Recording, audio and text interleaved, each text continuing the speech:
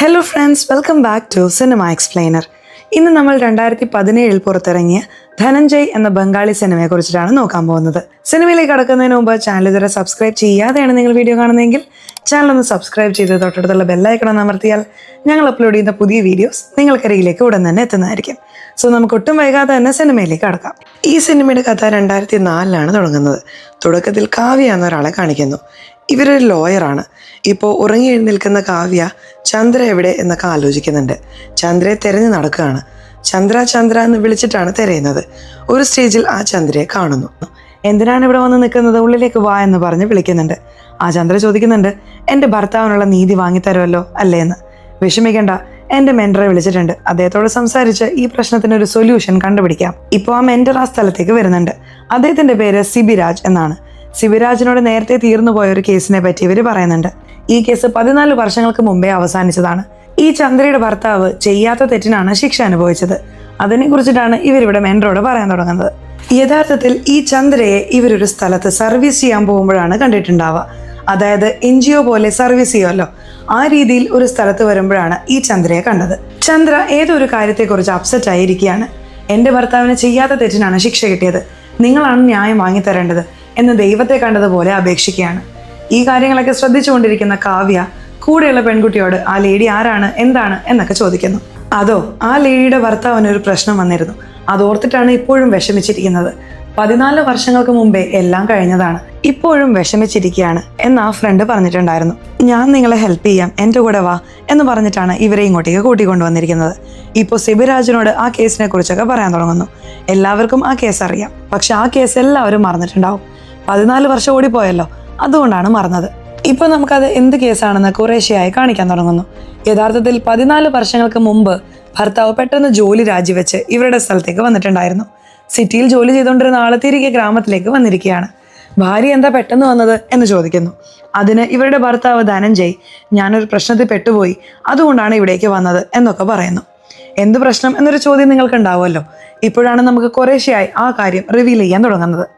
ഇപ്പോൾ 2004 എന്ന് പറഞ്ഞല്ലോ, ഈ സംഭവം 1990 നടന്നിട്ടുണ്ടായിരുന്നത്. ഇപ്പോൾ ഹേമ എന്നൊരു സ്കൂൾ കുട്ടിയെ കാണിക്കുന്നു. ഇവർ താമസിക്കുന്ന അപ്പാർട്ട്മെന്റിലേക്കാണ് കുട്ടി വരുന്നത്. വാച്ച്മാനും എന്താ മോളെ എക്സാം എങ്ങനെ ഉണ്ടായിരുന്നു എന്ന് ചോദിക്കുന്നു. നന്നായി ചെയ്തു അങ്കിൾ എന്ന് പറഞ്ഞ് ഈ കുട്ടി പടികൾ കയറി വരികയാണ്. ഈ കുട്ടിയുടെ അമ്മയുടെ പേര് സുരഭി എന്നാണ്. സുരഭിയാണ് വാതിൽ തുറക്കുന്നത്. എന്താണ് ഇത്ര ലേറ്റ് എന്ന് ചോദിക്കുകയാണ്. ട്രാഫിക് ജാം ആണെന്ന് കുട്ടി പറയുന്നുണ്ട്. കുറച്ച് സമയം കഴിഞ്ഞ് അമ്മ അമ്പലത്തിൽ പോകാമെന്ന് ആലോചിക്കുന്നുണ്ട്. ലിഫ്റ്റ് സൗകര്യമൊക്കെ അപ്പോഴേ ഉണ്ട്. ഇവര് ലിഫ്റ്റ് വഴിയാണ് താഴേക്ക് ഇറങ്ങുന്നത്. അമ്പലത്തിൽ പോയിട്ട് വരാമെന്ന് പറഞ്ഞ് ഇവരും ഇവിടെ നിന്ന് പോകാൻ തുടങ്ങുന്നു. കുറച്ച് സമയത്തിനുള്ളിൽ ധനഞ്ജയ് എന്നൊരു വ്യക്തി വരുന്നുണ്ട്. ഇദ്ദേഹം ഈ അപ്പാർട്ട്മെന്റിൽ സെക്യൂരിറ്റിയായി ജോലി ചെയ്ത ആളാണ്. എന്നാൽ ഇവിടെ നിന്ന് വേറൊരു അപ്പാർട്ട്മെന്റിലേക്ക് ഇയാളെ മാറ്റിയിരുന്നു. എന്നാലും ഇൻചാർജിനോട് ഒരു വാക്ക് പറയണം എന്ന് കരുതിയിട്ടാണ് വന്നിരിക്കുന്നത്. ഇൻചാർജ് ഇവിടെ ഇല്ലല്ലോ, അതുകൊണ്ട് മുകളിലത്തെ വീട്ടിൽ പോയി ഫോൺ ചെയ്തിട്ട് വരാമെന്ന് പറഞ്ഞ് ഇയാൾ മുകളിലുള്ള ഏതോ ഒരു വീട്ടിലേക്ക് പോകുന്നു. ഏത് വീട്ടിലേക്കാണ് പോകുന്നതെന്ന് നമ്മളെ കാണിക്കില്ല. ലിഫ്റ്റിന് ഒരു ഓപ്പറേറ്റർ ഉണ്ട്, അയാളും ഈ കാര്യങ്ങളൊക്കെ ശ്രദ്ധിക്കുന്നുണ്ട്. ഇയാൾ ഇൻചാർജിനെ കാണാൻ പോയില്ലേ, ആ ഇൻചാർജ് ഇപ്പോൾ താഴെ വന്നിട്ടുണ്ട്.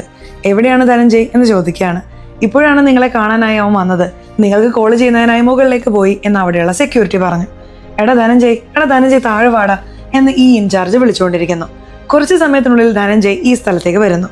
നീ എന്തിനാണ് ഇവിടെ വന്നത്, നേരിട്ട് അങ്ങോട്ടേക്ക് പോകേണ്ടത് തന്നെയല്ലേ എന്ന് ചോദിക്കുന്നു. അതും പോരാതെ 2 മണിക്ക് നിന്റെ ഷിഫ്റ്റ് കഴിഞ്ഞതല്ലേ എന്ന് ചോദിക്കുന്നു. കഴിഞ്ഞു, ഞാൻ തിയേറ്ററിൽ പോയി സിനിമ കണ്ടു വന്നതാണ്, നിങ്ങളോട് പറഞ്ഞിട്ട് പോകാമെന്ന് കരുതിയിട്ടാണ് വന്നത്, പറഞ്ഞല്ലോ ഞാൻ പോവാണ് എന്ന് പറഞ്ഞ് ധനഞ്ജയ് ഇവിടെ നിന്ന് പോകാൻ തുടങ്ങുന്നു. അമ്മ അമ്പലത്തിൽ പോയതുപോലെ കാണിച്ചല്ലോ. ഒരു അരമണിക്കൂർ കഴിഞ്ഞ് അമ്മ തിരിച്ചു വരുന്നു. അങ്ങനെ തിരിച്ചു വന്ന അമ്മ ലിഫ്റ്റിൽ ട്രാവൽ ചെയ്യാണ്. അപ്പോൾ ലിഫ്റ്റ് ഓപ്പറേറ്റർ, ആ ധനഞ്ജയ് നിങ്ങളുടെ വീട്ടിലേക്കാണ് പോയി കോൾ ചെയ്തതെന്ന് തോന്നുന്നു, ഇൻചാർജിന് കോൾ ചെയ്യുന്നതായി പോയതാണ് എന്നൊക്കെ പറയുന്നുണ്ട്. ധനഞ്ജയ് അവിടെയാണോ പോയത് എന്ന് ഇയാൾക്കറിയില്ല. പോയിരിക്കാൻ സാധ്യതയുണ്ട് എന്നതുകൊണ്ടാണ് ഇങ്ങനെ പറഞ്ഞത്. അവനെന്തിനാണ് എൻ്റെ വീട്ടിലേക്ക് പോയത് എന്ന് ആലോചിച്ചുകൊണ്ടാണ് ഈ സ്ത്രീ വരുന്നത്. ഇപ്പോൾ വാതിലിൽ മുട്ടിയാൽ മകള് വാതിൽ തുറക്കുന്നില്ല. വീണ്ടും വാതിൽ മുട്ടുന്നു. മകള് വാതിൽ തുറക്കുന്നേ ഇല്ല. ആ ധനഞ്ജയ് എന്തെങ്കിലും ചെയ്തോ എന്ന പേടിയൊക്കെ ഇവർക്ക് വരാൻ തുടങ്ങുന്നു. ഇവർ വെപ്രാളത്തോടെ വാതിലിൽ മുട്ടുന്നത് ചുറ്റുമുള്ളവർ ശ്രദ്ധിക്കുന്നുണ്ടല്ലോ. ഇപ്പോൾ എല്ലാവരും ആ സ്ഥലത്തേക്ക് വന്ന് എന്താണെന്നൊക്കെ ചോദിക്കുന്നുണ്ട്. ഒരു വിധത്തിൽ ഇവർ വാതിൽ തുറന്ന് ഉള്ളിലേക്ക് വരുന്നു. അങ്ങനെ ഉള്ളി വരുമ്പോൾ മകൾ സെമി ന്യൂഡായിട്ടാണ് ഇരിക്കുന്നത്. അതായത് ദേഹത്തെ ഡ്രസ്സൊന്നും ഇടാതെയാണ് ഇരിക്കുന്നത്. ഇത് കാണുന്ന അമ്മ ഞെട്ടിപ്പോവാണ്. അമ്മ വല്ലാതെ പേടിക്കുന്നുണ്ട്. ആദ്യം മകളെ മറയ്ക്കണമെന്ന് കരുതി വേഗത്തിൽ മറയ്ക്കുന്നു. ഇപ്പോൾ കാണുന്നവരും എന്തായി എന്നൊക്കെ പറഞ്ഞ് ആകെ വെപ്രാളപ്പെടുന്നുണ്ട്. ആ ധനഞ്ജയാണ് ഇങ്ങനെ ചെയ്തത് എന്ന് തോന്നുന്നു. അവൻ എന്തിനാണ് എൻ്റെ ഫ്ലാറ്റിലേക്ക് വന്നത്? നേരത്തെ തന്നെ ഞങ്ങൾക്കും അവനും തമ്മിൽ പ്രശ്നമുണ്ട്. അവൻ എന്തിനാണ് ഇവിടെ വന്നത് എന്നൊക്കെ പറഞ്ഞ് ഈ സ്ത്രീ ഭയങ്കരമായ ബഹളം വെക്കുന്നുണ്ട്. ആദ്യം ഹോസ്പിറ്റലിൽ കൊണ്ടുപോകണമല്ലോ. ഈ സ്ത്രീ എന്ത് ചെയ്യുന്നു എന്ന് വെച്ചാൽ ലിഫ്റ്റ് വഴി മകളെ വേഗത്തിൽ താഴേക്ക് കൊണ്ടുവരുന്നു. പക്ഷെ താഴെ കൊണ്ടുവരുമ്പോൾ തന്നെ കുട്ടിക്ക് ഒട്ടും അനക്കില്ല. അതുകൊണ്ട് ഡോക്ടർക്കായി വെയിറ്റ് ചെയ്യാണ്. ഇപ്പോൾ ഡോക്ടറും ഈ സ്ഥലത്തേക്ക് വന്ന് ചെക്ക് ചെയ്യുന്നു. അങ്ങനെ ചെക്ക് ചെയ്ത ഡോക്ടർ നേരത്തെ തന്നെ കുട്ടി മരിച്ചുപോയി എന്ന് പറയുന്നു. ഇത് കേൾക്കുന്ന അമ്മ ഇവിടെ ഇരുന്ന് ഭയങ്കരമായി കരയാണ്. ഇവരുടെ ഭർത്താവിനും മകനും വിവരം കൈമാറുന്നു. മകൻ വലിയ പയ്യനൊന്നുമല്ല, കുറച്ച് ചെറിയ പയ്യനാണ്. ആ പയ്യന് ഇൻഫർമേഷൻ കിട്ടി ആ പയ്യൻ ആ സ്ഥലത്തേക്ക് വരികയാണ്. അതുപോലെ ഭർത്താവും ഈ സ്ഥലത്തേക്ക് വരുന്നു. കണ്ടോടാ, നിന്റെ അനിയത്തി മരിച്ചുപോയി, കണ്ടോ നിന്റെ അനിയത്തി മരിച്ചുപോയി എന്നൊക്കെ അവർ സങ്കടത്തോടെ പറയുന്നുണ്ട്. ഇപ്പോൾ എല്ലാവരും മരിച്ചുപോയ കുട്ടിയെ നോക്കി കരഞ്ഞുകൊണ്ടിരിക്കുകയാണ്.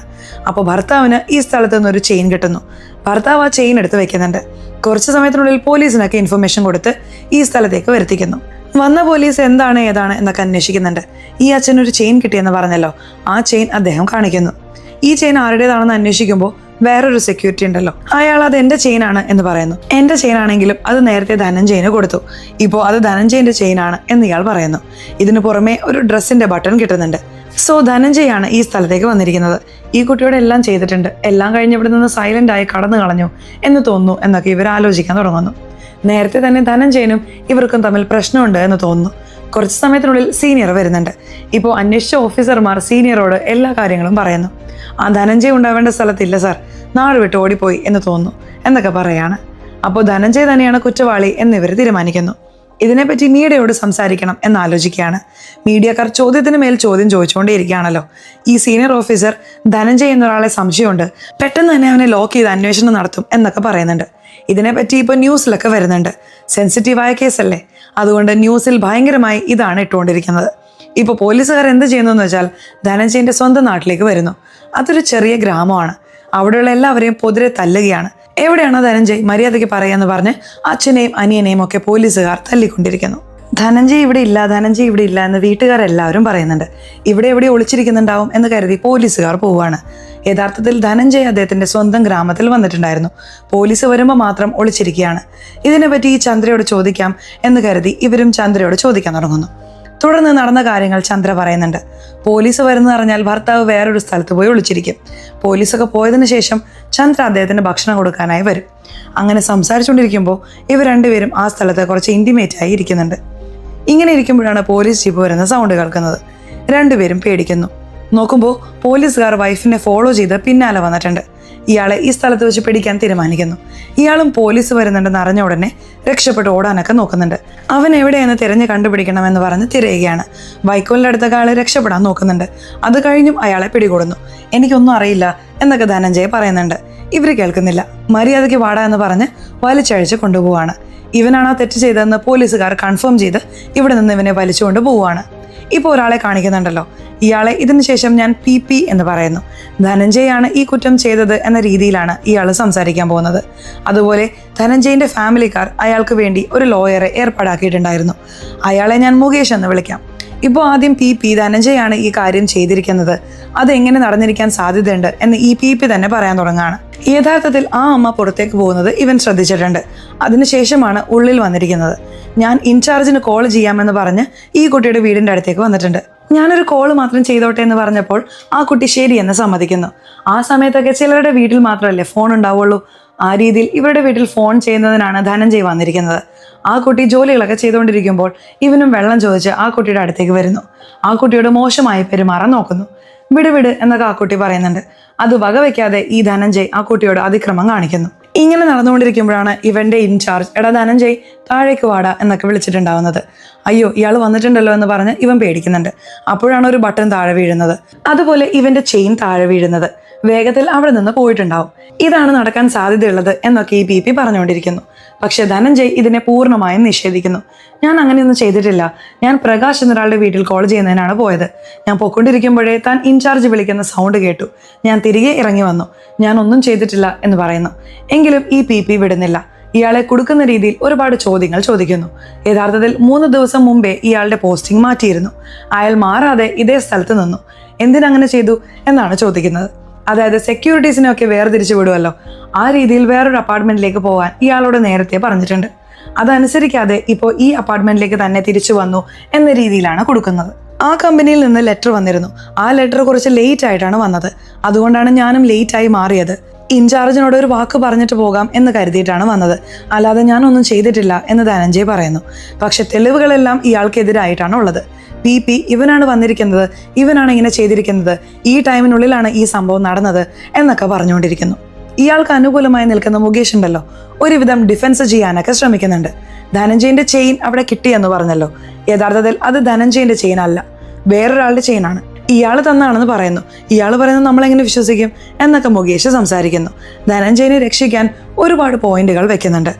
ഇങ്ങനെ കേസ് കടന്നു പോകുന്നതായിട്ടാണ് നമ്മളെ കാണിക്കുന്നത്. ഇപ്പോൾ കഥ പ്രസന്റിലേക്ക് വരുന്നു. ഈ കേസിനെ പറ്റി ഇടയ്ക്കിടയ്ക്ക് നമ്മളെ കാണിക്കുന്നുണ്ട്. അങ്ങനെ ആ കേസ് വർഷങ്ങളോളം പോയിട്ടുണ്ടായിരുന്നു. അതായത് ഒരു 4-5 വർഷം ആ കേസ് നടന്നിട്ടുണ്ടായിരുന്നു. അതിനെ പറ്റിയിട്ടാണ് ഇവർ സംസാരിക്കുന്നത്. ഒരുപാട് ഹിയറിംഗ് നടന്നുകൊണ്ടേയിരിക്കുന്നു. ഇവരുടെ സൈഡിൽ എങ്ങനെയെങ്കിലും ധനഞ്ജയനെ രക്ഷിക്കണം എന്ന് ശ്രമിക്കുന്നുണ്ട്. പക്ഷെ ധനഞ്ജയ്ക്കെതിരായി ഒരുപാട് എവിഡൻസ് ഉണ്ട്. ധനഞ്ജയനെ കൊടുക്കാൻ ആ പി ഭയങ്കരമായി ശ്രമിക്കുന്നുണ്ട്. ഇതിങ്ങനെ വർഷങ്ങൾ ഓടിക്കൊണ്ടിരിക്കുന്നതായി നമുക്ക് കാണിക്കുന്നു. സത്യമായും ഞാനിത് ചെയ്തിട്ടില്ല, എന്നെ കൊടുക്കാൻ എല്ലാവരും കള്ളം പറയുകയാണ് എന്നൊക്കെ ധനഞ്ജയ് പറയുന്നുണ്ട്. ആ വീട്ടിൽ നിന്റെ ബട്ടൺ കിട്ടിയിട്ടുണ്ട്, ആ ചെറിയ കുട്ടിയുടെ അച്ഛൻ എടുത്തു വെച്ച് പോലീസിന് നൽകിയിട്ടുണ്ട് എന്നൊക്കെ പി പറയുന്നു. സാർ, തീർച്ചയായിട്ടും ബട്ടണൊക്കെ കിട്ടാൻ സാധ്യതയില്ല. പോലീസുകാരനെ അറസ്റ്റ് ചെയ്യാൻ വന്നല്ലോ, അപ്പോൾ ആ ഷർട്ട് തിരഞ്ഞ് കണ്ടുപിടിച്ചെടുത്തു. അതിലുള്ള ബട്ടൺ പോലീസുകാർ തന്നെ എടുത്തതാവാൻ സാധ്യതയുണ്ട്. സത്യമായിട്ട് ഞാൻ ആ വീട്ടിനുള്ളിൽ പോലും പോയിട്ടില്ല. അങ്ങനെ ഇരിക്കുമ്പോൾ ബട്ടൺ എങ്ങനെ സാർ പോയിട്ടുണ്ടാവുക എന്നൊക്കെ ചോദിക്കുന്നുണ്ട്. ആ കുട്ടിയുടെ അടുത്ത് നിന്ന് സെമൻ സാമ്പിൾ കിട്ടിയാൽ അത് വെച്ച് കേസ് തീർക്കാമല്ലോ എന്ന് നിങ്ങൾക്ക് ചോദ്യം വന്നിട്ടുണ്ടാവും. ആ കുട്ടിയുടെ അടുത്ത് നിന്ന് സെമൻ സാമ്പിൾ കിട്ടിയിട്ടുണ്ടാവില്ല. അതൊക്കെ ധനഞ്ജയ് അലക്കി കളഞ്ഞു എന്നൊക്കെയാണ് ഇവിടെ പറഞ്ഞുകൊണ്ടിരിക്കുന്നത്. പി ധനഞ്ജയനെ കൊടുക്കാൻ ഒരുപാട് പോയിന്റുകൾ വെക്കുന്നുണ്ട്. ആ കുട്ടിയെ അടിച്ചു കൊന്നിരിക്കുകയാണ്. ആ കുട്ടി ഒച്ച വെക്കാതിരിക്കാൻ വീണ്ടും വീണ്ടും അടിച്ചിട്ടുണ്ട്. അതുകൊണ്ടാണ് ആ കുട്ടിയുടെ ജീവൻ പോയത് എന്നൊക്കെ പറഞ്ഞുകൊണ്ടിരിക്കുന്നു. ഇപ്പോൾ ഇയാൾക്ക് വേണ്ടി സംസാരിക്കേണ്ട മുകേഷ് ഉണ്ടല്ലോ, ഡിഫെൻഡ് ചെയ്യുന്ന രീതിയിൽ ഒരുപാട് പോയിന്റുകൾ വെക്കുന്നു. ഡോക്ടറുടെ റിപ്പോർട്ട് പ്രകാരം നോക്കിയാൽ ആ കുട്ടി ഇഷ്ടപ്പെട്ട് ഒന്നായതുപോലെയാണ് ഇരിക്കുന്നത്. കാരണം പ്രൈവറ്റ് പാർട്സിൽ കാര്യമായ മുറിവുകളില്ല. കാരണം ഇതുപോലെ ഫോഴ്സ് ചെയ്ത് ഒന്നാകുമ്പോൾ അവിടെയും ഇവിടെയും മുറിവ് സംഭവിച്ചിട്ടുണ്ടാവും. അങ്ങനെയുള്ള മുറിവുകളൊന്നുമില്ല. ആ കുട്ടിക്ക് ബോയ് ഫ്രണ്ട് ഉണ്ടായിരുന്നിരിക്കാം, ബോയ് ഫ്രണ്ടിൻ്റെ കൂടെ ഒന്നായിരുന്നിരിക്കാം എന്നൊക്കെ പറയുന്നു. ആ കുട്ടിയെ അപമാനിക്കരുത് എന്ന് ഈ പി പറയുന്നുണ്ട്. അടുത്തതായി ആ ലിഫ്റ്റ് ഓപ്പറേറ്ററെ വിളിച്ച് സംസാരിക്കുന്നു. അന്ന് എന്തൊക്കെയാണ് നടന്നത് എന്ന് ചോദിക്കുന്നു. ഓർഡറായി പറയേ എന്ന് പറയാണ്. ഇയാളും ഒരു ഓർഡർ പറഞ്ഞു. പക്ഷെ ആ ഓർഡർ അമ്മ പറയുന്നത് കൂടെ മാച്ച് ആവുന്നില്ല. ഇത് മുകേഷ് കൃത്യമായി പിടിക്കുന്നുണ്ട്. കണ്ടില്ലേ ജഡ്ജ്, രണ്ടുപേരും വേറെ വേറെ ടൈമിംഗ് ആണ് പറയുന്നത്. അതുപോലെ ലിഫ്റ്റ് ഓപ്പറേറ്റർ ഇവിടെ ഒരു ടൈമിംഗ് പറഞ്ഞു, പക്ഷേ സ്റ്റേറ്റ്മെന്റിൽ വേറൊരു ടൈമിംഗ് ആണ് എഴുതി നൽകിയിരിക്കുന്നത്. എന്തുകൊണ്ട് ആ രീതിയിൽ എഴുതി നൽകി എന്ന് മുകേഷ് ചോദിക്കുന്നു. എനിക്ക് എഴുതാനും വായിക്കാനോ ഒന്നും അറിയില്ല. അവർ ഞാൻ പറഞ്ഞത് എഴുതി സൈൻ ചെയ്യാൻ പറഞ്ഞു, ഞാൻ സൈൻ ചെയ്തു എന്ന് അയാൾ പറഞ്ഞു. കണ്ടില്ല ജഡ്ജ്, ഇയാൾ പറഞ്ഞ സ്റ്റേറ്റ്മെന്റ് ഒന്ന്, പക്ഷേ പോലീസുകാർ അവർക്ക് അനുയോജ്യമായ രീതിയിൽ സ്റ്റേറ്റ്മെന്റ് വാങ്ങിയിരിക്കുകയാണ്. ആരെ രക്ഷിക്കാനാണ് പോലീസ് ഇങ്ങനെയൊക്കെ ചെയ്യുന്നത്? തീർച്ചയായിട്ടും ആ പാരൻസിന്റെ സൈഡിൽ എന്തോ ഒരു തെറ്റുണ്ട്. അതുകൊണ്ടാണ് അവരെ രക്ഷിക്കാൻ ഇങ്ങനെ ചെയ്തിരിക്കുന്നത് എന്നൊക്കെ മുകേഷ് ഭയങ്കരമായി പോയിന്റുകൾ വെക്കുന്നുണ്ട്. ഇതൊന്നും ഒരു ഹിയറിംഗിൽ നടക്കുന്നതല്ല, പല ഹിയറിംഗിലായി നടക്കുന്നതായിട്ടാണ് നമ്മളെ കാണിക്കുന്നത്. ഒരു സ്റ്റേജിൽ ആ കുട്ടിയുടെ അമ്മ സുരഭിയെ വിളിച്ച് സംസാരിക്കാൻ തുടങ്ങുന്നു. അവരുടെ അടുത്ത് ടൈമിംഗ് ഒക്കെ ചോദിക്കുന്നുണ്ട്. ആ ലേഡി ടൈമിംഗ് ഒക്കെ പറയുന്നു. അവർ 1/2 മണിക്കൂറിൽ വന്നെന്ന് പറഞ്ഞു. പക്ഷെ ആ അമ്പലത്തിൽ പോയി തൊഴുതു വരാനും 1/2 മണിക്കൂർ തികയേയില്ല. എങ്ങനെ 1/2 മണിക്കൂർ നിങ്ങൾ വന്നിട്ടുണ്ടാവും എന്നൊക്കെ മടക്കി ഒരുപാട് ചോദ്യങ്ങൾ മുകേഷ് ചോദിക്കുന്നുണ്ട്. അതുപോലെ ഈ അമ്മ 3 മണിക്കൂർ കഴിഞ്ഞാണ് പോലീസിന് കോൾ ചെയ്ത് വിവരം പറഞ്ഞിട്ടുണ്ടായിരുന്നത്. പോലീസിനോട് വിവരം പറയാൻ എന്തിനാണ് ഇത്രയും നേരം എന്നൊക്കെ മുകേഷ് ചോദിക്കുന്നുണ്ട്. ഇപ്പോൾ പ്രസന്റിൽ ഇവർ രണ്ടുപേരും ഡിസ്കസ് ചെയ്യുന്നത് നമ്മളെ കാണിക്കുന്നു. മുകേഷ് പോയിന്റുകളൊക്കെ സ്ട്രോങ് ആയി തന്നെയാണ് വെച്ചിരിക്കുന്നത്. ധനഞ്ജയന് ഫേവറായി തന്നെയാണ് ഈ കേസ് പോയിക്കൊണ്ടിരിക്കുന്നത്. പിന്നെ എങ്ങനെ വഴി മാറി, എങ്ങനെ ധനഞ്ജയ് ഇതിൽ തോറ്റു എന്നൊക്കെ ഇവർ ആലോചിക്കുന്നുണ്ട്. കാര്യം എന്താണെന്ന് വെച്ചാൽ മുകേഷ് എന്നൊരാളാണല്ലോ അയാൾക്ക് അനുകൂലമായി വാദിച്ചുകൊണ്ടിരുന്നത്. ആ മുകേഷ് പാതി വഴിയിൽ വെച്ച് കേസ് വിട്ട് പുറത്തു പോയിട്ടുണ്ടായിരുന്നു. അതുകൊണ്ടാണ് ധനഞ്ജയന് ശിക്ഷ കിട്ടിയത് എന്നൊക്കെ ഇവർക്കുള്ളിൽ ഡിസ്കഷൻ നടക്കുന്നുണ്ട്. ഇപ്പോൾ പാസ്റ്റിൽ നടന്ന കാര്യം നമ്മളെ കാണിക്കുന്നു. ധനഞ്ജയ് കേസ് നടത്തിക്കൊണ്ടിരിക്കുമ്പോൾ അച്ഛനെ മീഡിയക്കാർ ശല്യം ചെയ്തുകൊണ്ടേയിരിക്കുന്നു. ആദ്യം ഇവിടെ നിന്ന് പോ എന്നൊക്കെ അച്ഛൻ ദേഷ്യപ്പെടുന്നുണ്ട്. ഇവർ രണ്ടുപേരും ആ കേസിനെ കുറിച്ചിട്ടുള്ള എല്ലാ കാര്യങ്ങളും പഠിക്കുന്നു. തിരികെ ആ കേസ് റീഓപ്പൺ ചെയ്യണം, അതിനായി നമുക്ക് ലെറ്റർ അയക്കാം എന്നൊക്കെ ഇവർക്കുള്ളിൽ സംസാരിക്കുന്നുണ്ട്. ഇപ്പോൾ പാസ്റ്റിൽ നടന്ന കാര്യം നമ്മളെ കാണിക്കുന്നു. പോകെ കേസ് ധനഞ്ജയനെതിരായി തിരിയുന്നു. ധനഞ്ജയന് തൂക്ക് ശിക്ഷ വിധിക്കുന്നു. തൂക്ക് ശിക്ഷ നടപ്പിലാക്കാൻ പോവുകയാണെങ്കിൽ അവസാന ആഗ്രഹം ചോദിക്കുമല്ലോ, ഒരാളെ വരുത്തി അയാൾക്ക് പാട്ട് പാടിക്കണം എന്ന് പറഞ്ഞിട്ടുണ്ടായിരിക്കും. അയാൾ ഈ സ്ഥലത്തേക്ക് വന്ന് പാട്ടൊക്കെ പാടുന്നുണ്ട്. അത് എല്ലാതും ധനഞ്ജയ് ആസ്വദിച്ച് കേൾക്കുന്നു. ഇപ്പൊ ശിക്ഷ നടപ്പിലാക്കണം എന്ന് പറഞ്ഞ് ധനഞ്ജയനെ കൂട്ടിക്കൊണ്ടു പോവാണ്. ഞാനൊരു തെറ്റും ചെയ്തിട്ടില്ല എന്നൊക്കെ പറഞ്ഞ് ധനഞ്ജയ് സങ്കടത്തോടെ ആ സ്ഥലത്തേക്ക് വരുന്നുണ്ട്. തൂക്കിലിട്ടിട്ട് അയാളുടെ കഥ തന്നെ അവസാനിപ്പിക്കുന്നു. നേരത്തെ തന്നെ മരിച്ചുപോയ ഒരാൾക്ക് എന്തിനു നീതി വാങ്ങിക്കൊടുക്കണം എന്ന് ഒരു പക്ഷെ നിങ്ങൾ ചിന്തിക്കുന്നുണ്ടാവും. യഥാർത്ഥത്തിൽ ഇപ്പോഴും ധനഞ്ജയിന്റെ ഫാമിലിക്കാർ അപമാനിക്കപ്പെട്ടുകൊണ്ടിരിക്കുകയാണ്. ധനഞ്ജയ് തെറ്റ് ചെയ്തിട്ടുണ്ടായിരുന്നില്ല, എങ്ങനെയെങ്കിലും അത് തെളിയിക്കണം എന്ന് ഫാമിലി വിചാരിച്ചിരിക്കുകയാണ്. പ്രത്യേകിച്ച് ആ വൈഫ് വിചാരിച്ചിരിക്കും. അതിനു വേണ്ടിയിട്ടാണ് ഈ കുട്ടിയോട് പറഞ്ഞിട്ടുണ്ടാവുക. ഇപ്പോൾ ഇവർ രണ്ടുപേരും ആ കേസ് റീഓപ്പൺ ചെയ്യാനുള്ള എല്ലാ ജോലികളും ചെയ്യുന്നു. ഇത്തവണ റീഓപ്പൺ ചെയ്ത് അവന്റെ ഭാഗത്ത് ന്യായമുണ്ടെന്ന് നമ്മൾ തെളിയിക്കണം എന്നൊക്കെ ഇവർക്കുള്ളിൽ സംസാരിക്കുന്നുണ്ട്. ഇതുമായി ബന്ധപ്പെട്ട് ഓരോരുത്തരെയും വിസ്തരിക്കാം എന്നൊക്കെയും ആലോചിക്കുകയാണ്. വീണ്ടും ധനഞ്ജയന്റെ കേസ് റീഓപ്പൺ ചെയ്യാൻ പോകുന്നു എന്ന് ന്യൂസിലൊക്കെ പറഞ്ഞുകൊണ്ടിരിക്കുന്നു. ഇത് ധനഞ്ജയന്റെ നാട്ടുകാരൊക്കെ അത്ഭുതത്തോടെ നോക്കിക്കൊണ്ടിരിക്കുകയാണ്. കാരണം നാട്ടുകാരെപ്പോഴും ആ ഫാമിലിയെ മോശമായി സംസാരിക്കുന്നുണ്ട്. നോക്കാം ഇപ്പോൾ എന്ത് നടക്കുന്നു എന്ന് നോക്കാം എന്ന് പറഞ്ഞ് നാട്ടുകാർ അവർക്കുള്ളിൽ സംസാരിക്കുകയാണ്. അതുപോലെ ഇവർ രണ്ടുപേരും എന്ത് ചെയ്യുന്നു എന്ന് വെച്ചാൽ ആ അമ്മ സുരഭിയെ കണ്ട് സംസാരിക്കാനായി വന്നിരിക്കുകയാണ്. അന്ന് എന്ത് നടന്നു എന്നൊക്കെ ചോദിക്കുന്നുണ്ട്. എല്ലാം കഴിഞ്ഞുപോയി, ബന്ധപ്പെട്ടവന് ശിക്ഷയും കിട്ടി. ഇപ്പോൾ എന്തിനാണ് അതൊക്കെ ഓർമ്മിപ്പിക്കുന്നത്? എനിക്ക് പറയുന്നതിൽ താല്പര്യമില്ല, ഇവിടെ നിന്ന് പൊക്കോളൂ എന്നൊക്കെ ആ അമ്മ ദേഷ്യപ്പെടുകയാണ്. ധനഞ്ജയ് ഇത് ചെയ്തിട്ടില്ല, വേറെ ആരോ ചെയ്തിട്ടുണ്ടെന്ന് ഞങ്ങൾ സംശയിക്കുന്നു. അതുകൊണ്ടാണ് ഇങ്ങനെ സംസാരിക്കാനായി വന്നത്. ഒന്ന് സംസാരിക്കുക എന്ന് പറയുന്നു. പക്ഷെ ഈ അമ്മ സംസാരിക്കാൻ കഴിയില്ല എന്ന് തീർത്ത് പറയുന്നു. എന്തായാലും നിങ്ങൾ കോർട്ടിലേക്ക് വരേണ്ടി വരും, അപ്പോൾ ഞങ്ങൾ ചോദിക്കുന്ന ചോദ്യത്തിന് മറുപടി പറയുമല്ലോ എന്ന് പറഞ്ഞ് ഇവിടെ നിന്ന് എഴുന്നേറ്റ് പോകുന്നു. ഇവരാണല്ലോ കേസ് റീഓപ്പൺ ചെയ്തിരിക്കുന്നത്, അതുകൊണ്ട് മീഡിയക്കാർ എന്തിനാണ് പെട്ടെന്ന് ഈ കേസ് ഇങ്ങനെ റീഓപ്പൺ ചെയ്തിരിക്കുന്നത് എന്നൊക്കെ ചോദിക്കുന്നുണ്ട്. ധനഞ്ജയ് തെറ്റ് ചെയ്തിട്ടില്ല എന്ന് ഞങ്ങൾക്ക് തോന്നി, വൈഫാണ് കേസ് എടുക്കാൻ പറഞ്ഞത്, അതിനു വേണ്ടിയിട്ടാണ് എടുക്കാൻ പോകുന്നത്, തീർച്ചയായും ന്യായം വാങ്ങിക്കൊടുക്കും എന്നൊക്കെ ഇവർ അഭിമുഖം നൽകുന്നു. ഇപ്പോൾ ഇവർക്ക് വേണ്ട ഓരോ പോയിന്റും ഇവർ റെഡിയാക്കിക്കൊണ്ടിരിക്കുകയാണ്. ആ അപ്പാർട്ട്മെന്റിലുള്ള മറ്റുള്ളവരോട് അന്വേഷിച്ച് നോക്കിയാൽ എന്താണ് എന്നൊക്കെ ആലോചിക്കുന്നു. അങ്ങനെ ഒരു പ്രായമായ ലേഡി ഉണ്ടാവും. ആ ലേഡിയോട് സംസാരിക്കാനായി വരുന്നുണ്ട്. ആ സംഭവം നിങ്ങൾക്ക് ഓർമ്മയുണ്ടോ? 14 വർഷങ്ങൾക്ക് മുമ്പ് നടന്ന സംഭവമാണ്, എന്നാലും ഒന്ന് ആലോചിച്ച് നോക്കി പറയേ എന്നൊക്കെ ചോദിക്കുകയാണ്. ഈ ലേഡിയും ഓർമ്മയുള്ള ചില കാര്യങ്ങൾ പറയാൻ തുടങ്ങുന്നു. ആ ചെറിയ കുട്ടി ഉണ്ടല്ലോ, എപ്പോഴെങ്കിലും ഇവർക്കിടയിൽ സംസാരിക്കത്രേ.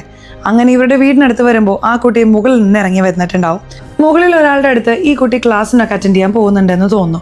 ഇടയ്ക്കിടെ അയാളോട് സംസാരിക്കാനായൊക്കെ പോകും. ഈ കാര്യമാണ് ഞാൻ അന്ന് ശ്രദ്ധിച്ചത്. അതിനുശേഷം അമ്മ കരയുന്ന സൗണ്ട് കേട്ടു.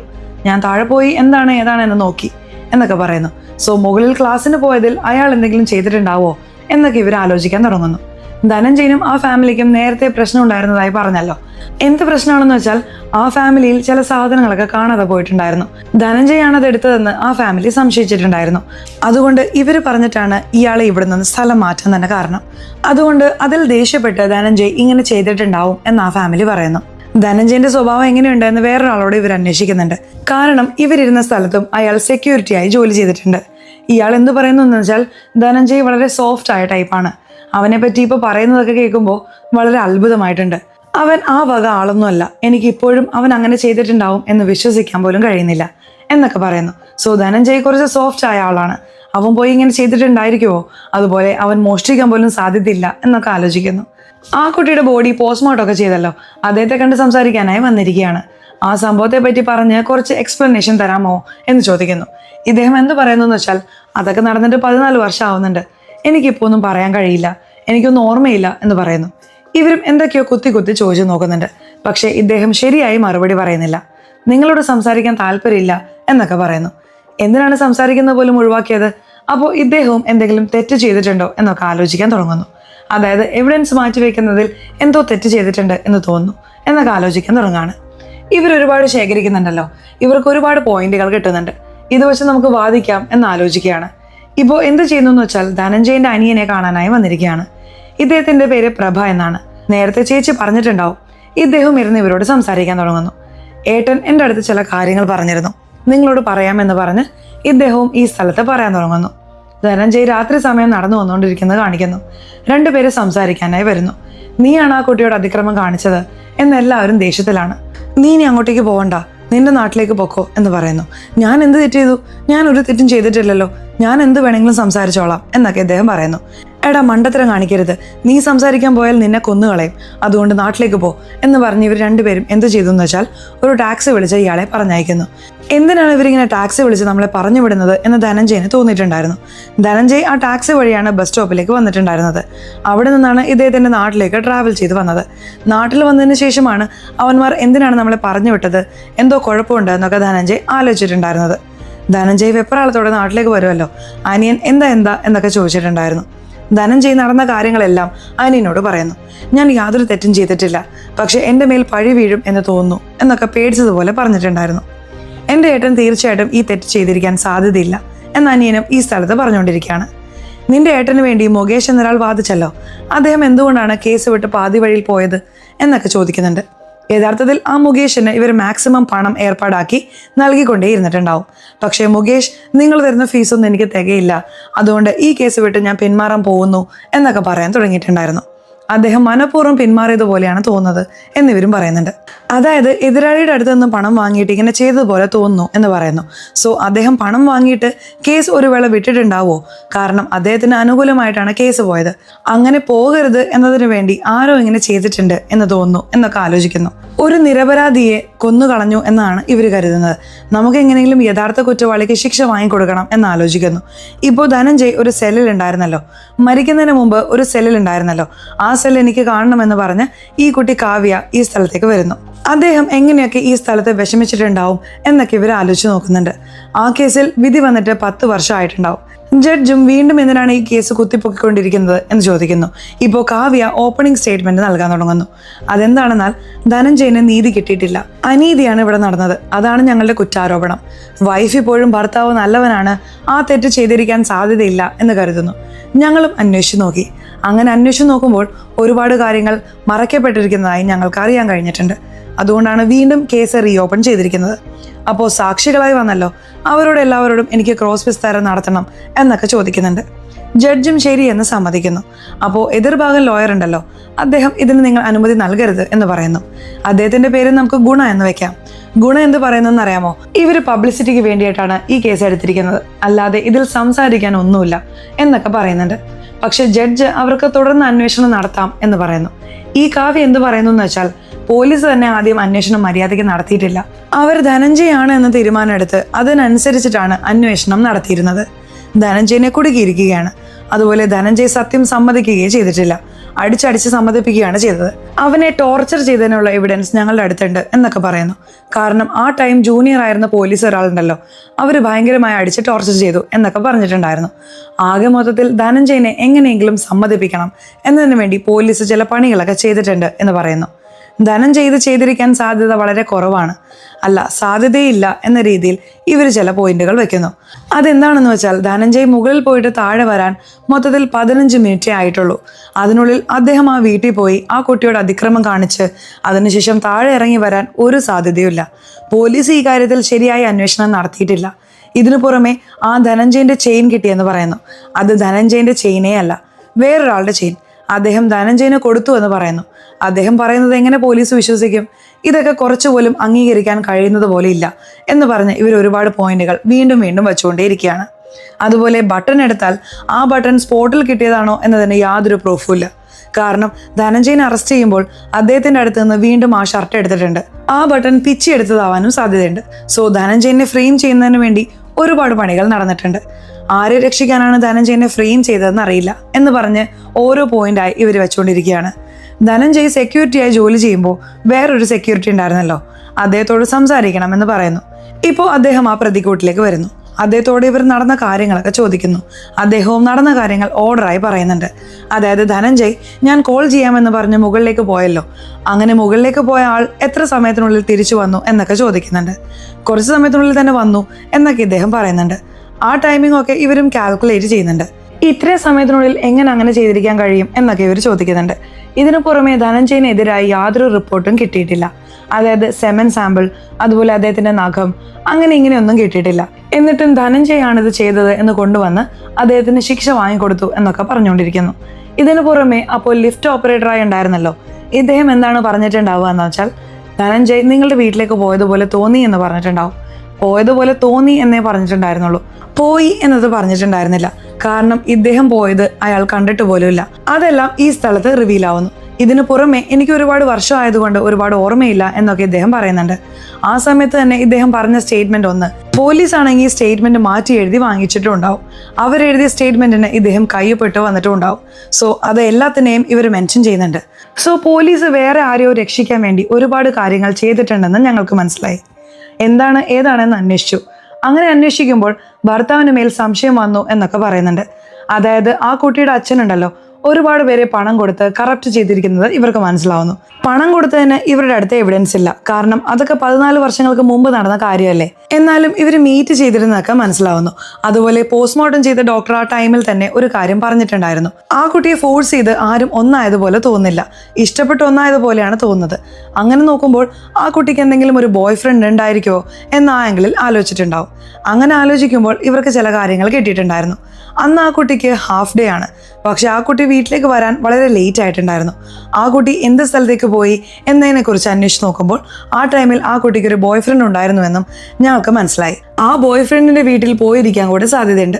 സോളിഡായി അതിനുള്ള എവിഡൻസ് ഞങ്ങളുടെ അടുത്തില്ല. പക്ഷെ അന്ന് ആ കുട്ടിക്ക് ഹാഫ് ഡേ ആണ് സ്കൂൾ. ആ കുട്ടി എന്തിനാണ് ഈവനിങ് ടൈമിൽ വീട്ടിലേക്ക് വന്നത്? ഈ ചോദ്യമൊക്കെ ഉണ്ടാവുക തന്നെ ചെയ്യുകയാണ്. സോ തീർച്ചയായിട്ടും ധനഞ്ജയ് ഈ കാര്യം ചെയ്തിട്ടില്ല. വേറെ ആരോ ആ കുട്ടി അടിച്ചു കൊന്നിരിക്കുകയാണ്, ധനഞ്ജയന്റെ മേൽ പഴി വീണിരിക്കുകയാണ് എന്നൊക്കെ പറഞ്ഞുകൊണ്ടിരിക്കുന്നു. ഇവർ പറയുന്ന എല്ലാ കാര്യത്തിനും കുറച്ച് എവിഡൻസ് ഒക്കെ കിട്ടിയിട്ടുണ്ടാവും. അത് എല്ലാത്തിനെയും എനിക്ക് വ്യക്തമായി നിങ്ങൾക്ക് മനസ്സിലാക്കി തരാൻ കഴിയില്ല, കാരണം ഒരുപാട് വാദം നടത്തും. എതിരുള്ളവർ ഓരോന്ന് പറഞ്ഞ് ലോക്ക് ചെയ്യാൻ ശ്രമിക്കുകയും ചെയ്യും, മറുചോദ്യങ്ങൾ ചോദിക്കുകയും ചെയ്യും. ധനഞ്ജയനെ പിടിച്ചതിന് ശേഷം എന്തായി എന്നൊക്കെ ഈ സ്ഥലത്ത് പറയുന്നുണ്ട്. യഥാർത്ഥത്തിൽ വൈഫിന്റെ കൂടെ ധനഞ്ജയ് ഒന്നായിട്ടുണ്ടാവും. അപ്പോൾ കറക്റ്റായി പോലീസ് ട്രാപ്പ് പോലെ വെച്ച് പിടിച്ചല്ലോ. സ്റ്റേഷനിലേക്ക് കൊണ്ടുവന്നവർ മര്യാദയ്ക്ക് സമ്മതിച്ചോ? കോംപ്രമൈസ് സംസാരിക്കാം, നിനക്ക് ഇത്രയും പണം തരാം എന്നൊക്കെ പറഞ്ഞ് സംസാരിക്കുന്ന പോലെയൊക്കെ സംസാരിച്ചിട്ടുണ്ടാവും. ആദ്യം അടിച്ചു നോക്കിയിട്ടുണ്ടാവും, അദ്ദേഹം സമ്മതിക്കില്ല എന്ന് പറഞ്ഞിട്ടുണ്ടാവും. അതിനുശേഷം സംസാരിച്ചൊക്കെ നോക്കിയിട്ടുണ്ടാവും. ആ ടൈം ആ സ്ഥലത്ത് പോലീസ് ആയിരുന്നവർ, അതുപോലെ അവിടെ കുറ്റവാളി ആയിരുന്നവർ ഒക്കെ ഈ കാര്യം ശ്രദ്ധിച്ചിട്ടുണ്ടായിരുന്നു. അവരുടെ അടുത്ത് നിന്ന് സ്റ്റേറ്റ്മെന്റ് വാങ്ങിയിട്ടാണ് ഇവർ ഈ കാര്യങ്ങളൊക്കെ പറഞ്ഞുകൊണ്ടിരിക്കുന്നത്. സോ അദ്ദേഹത്തെ എന്തിനു സമ്മതിപ്പിച്ചു? എന്നാൽ തീർച്ചയായിട്ടും വേറെ ആരോ തെറ്റ് ചെയ്ത് അവരെ രക്ഷിക്കാൻ വേണ്ടിയിട്ടാണ് ധനഞ്ജയെ സമ്മതിപ്പിക്കാൻ പറഞ്ഞിരിക്കുന്നത്. എന്ത് നടന്നിരിക്കാൻ സാധ്യതയുണ്ട് എന്നത് ഞാൻ പറയാം എന്ന് പറഞ്ഞ് ഈ സ്ഥലത്ത് ലോയർ ഉണ്ടല്ലോ, അതായത് ഈ കാവ്യയുടെ മെൻഡർ ഉണ്ടല്ലോ, അദ്ദേഹം ഇങ്ങനെയാണ് നടക്കാൻ സാധ്യതയുള്ളത് എന്നൊരു കാര്യം പറയുന്നു. ആ കുട്ടിക്ക് 1 മണിക്ക് സ്കൂൾ കഴിയും, പക്ഷെ ആ കുട്ടി വളരെ ലേറ്റ് ആയിട്ടാണ് വീട്ടിലേക്ക് വരുന്നത്. കുട്ടി നേരത്തെ തന്നെ വരേണ്ടതാണ്, എന്തിനാണ് ഇത്രയും ലേറ്റായി വരുന്നത് എന്ന് പറഞ്ഞ് അമ്മ എന്തുകൊണ്ട് ലേറ്റായി എന്ന് ചോദിക്കുന്നു. സ്റ്റാർട്ടിങ് ചോദിച്ച പോലെ നമ്മളെയും കാണിച്ചിട്ടുണ്ടാവും. ഈ കുട്ടി ട്രാഫിക് ജാം എന്നൊക്കെ പറഞ്ഞിട്ടുണ്ടായിരുന്നല്ലോ, എന്താ ഇവൾ ഇങ്ങനെ പറയുന്നതെന്ന് അമ്മ ആലോചിക്കുന്നുണ്ട്. ഇപ്പോൾ കുട്ടി ഉള്ളിൽ പോയി ഡ്രസ്സൊക്കെ ചേഞ്ച് ചെയ്യുന്നു. അങ്ങനെ ചേഞ്ച് ചെയ്തുകൊണ്ടിരിക്കുമ്പോൾ അവളുടെ പാൻറ്റീസിൽ ബ്ലഡ് ഉള്ളത് അമ്മ ശ്രദ്ധിക്കുന്നു. ശ്രദ്ധിച്ചവർ ഭയങ്കരമായി ഷോക്കാവുന്നു. കുട്ടി വെർജിനിറ്റി നഷ്ടപ്പെട്ടതുപോലെയുണ്ടോ? ആരുടെ കൂടെയോ പോയി ഒന്നായിരുന്നിട്ട് വന്നിരിക്കുകയാണ് എന്നത് അമ്മയ്ക്ക് മനസ്സിലാവുന്നു. ആരുടെ കൂടെയാണ് നീ ഒന്നായിരുന്നത് എന്ന് ചോദിക്കുന്നുണ്ട്. എന്താ അമ്മ ഈ പറയുന്നത്? എനിക്ക് മനസ്സിലാവുന്നില്ല എന്ന് പറഞ്ഞ് അഭിനയിക്കുന്നു. അഭിനയിക്കണ്ട, നീ ആരുടെ കൂടെയോ ഒന്നായിരുന്നിട്ടുണ്ട്. ആരുടെ കൂടെ ഒന്നായിരുന്നു? അവന്റെ കൂടെയാണോ കറങ്ങിയിട്ട് വരുന്നത് എന്ന് ചോദിച്ചാൽ അമ്മ പൊതിരെ തല്ലുന്നു. പറയേ എന്നൊക്കെ ചോദിക്കുന്നുണ്ട്.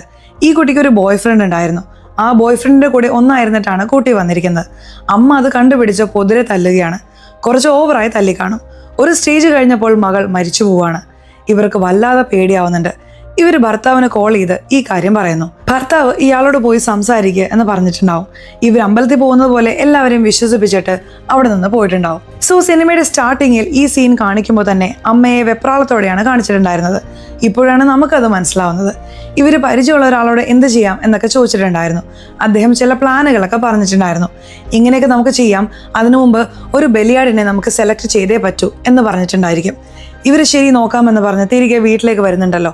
അപ്പോഴാണ് ആ ലിഫ്റ്റ് ഓപ്പറേറ്ററും ധനഞ്ജയ് നിങ്ങൾ വീട്ടിലേക്ക് പോയതുപോലെ തോന്നി എന്ന് പറഞ്ഞിട്ടുണ്ടായിരുന്നത്.